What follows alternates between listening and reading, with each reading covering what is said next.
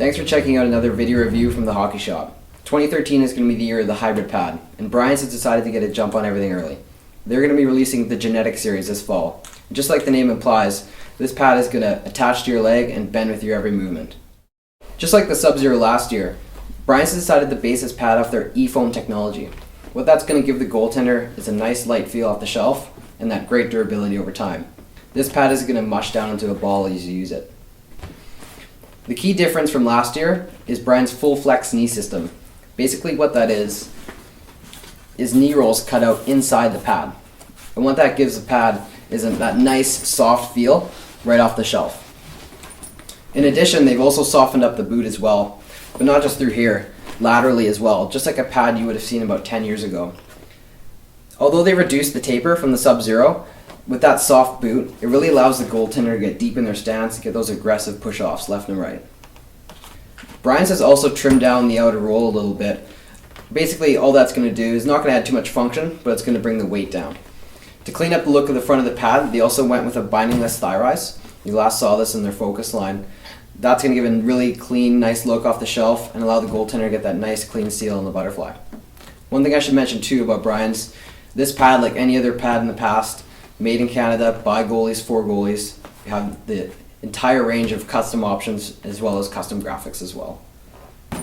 With a completely redesigned pad comes a brand new thigh guard. Brian's has trimmed down this version so that the thigh guard doesn't really interfere with the knee stacks at all. You get that nice up and down movement without those little circular flaps getting caught in your knee stacks or in the outside flap of the pad.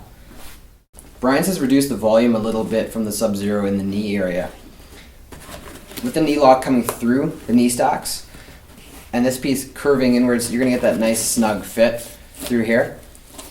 However, if you do like to wear those big bulky knee pads, just like the Sub-Zero, you got that large oversized Velcro patch at the bottom here. If you want to bring this knee lock down here to remove some of the bulk through the knee area, give you a nice cleaner butterfly, that's still an option this year as well.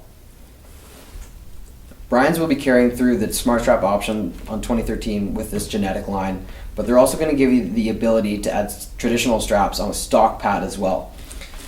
We've got little tabs here that will attach to your buckles and sleeves on the inside for your straps. And if you do want to go with the Smart Strap system, these basically tuck right away and hide.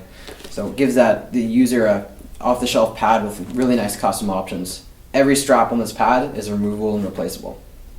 Instead of carrying forward with the mesh found in last year's pad, Brian's has decided to include the no-slip grip from last year's Trapper. This material is actually going to get a little bit more grippy as it gets wet. Again, playing to that tighter, more snug fit that goalies that like soft pads really prefer. With G-Netik comes a brand new design for the Trapper. This Trapper is one of the nicest off-the-shelf feeling gloves most goalies have ever tried. They've accomplished this by doing a couple things. The first is by adding pro padding on the outside.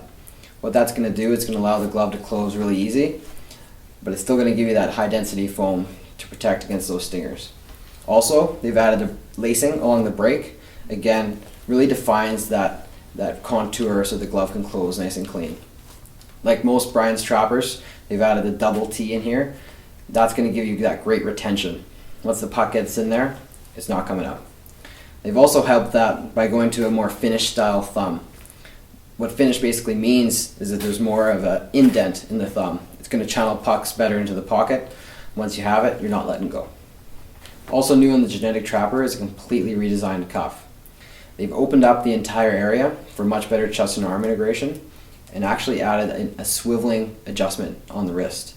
It's going to give you that superior wrist mobility so you can seal up on the butterfly, you can square up to the shooter, pivot back over for a turbo hand grip when you're puck handling, or do anything in between. Brian's has also added some completely unique features on the back of the glove as well. They've removed that Gen Pro thumb loop and replaced it with a neoprene sleeve. That's going to wick water away much quicker and be a lot more comfortable. They've also included their ecstatic silver fiber in the finger stalls as well.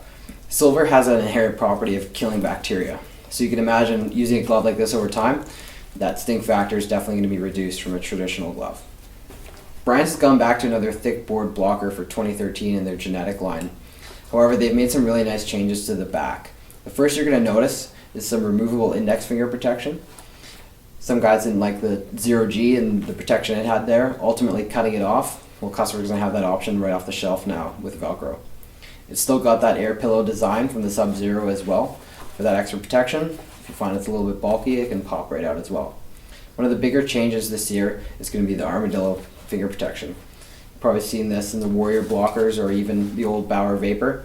It's going to wrap right around your fingertips. If you get that puck that rides up the paddle, you don't have to worry with this guy. It's going to have you covered. Similar to the Trapper as well, they've opened up the cuff.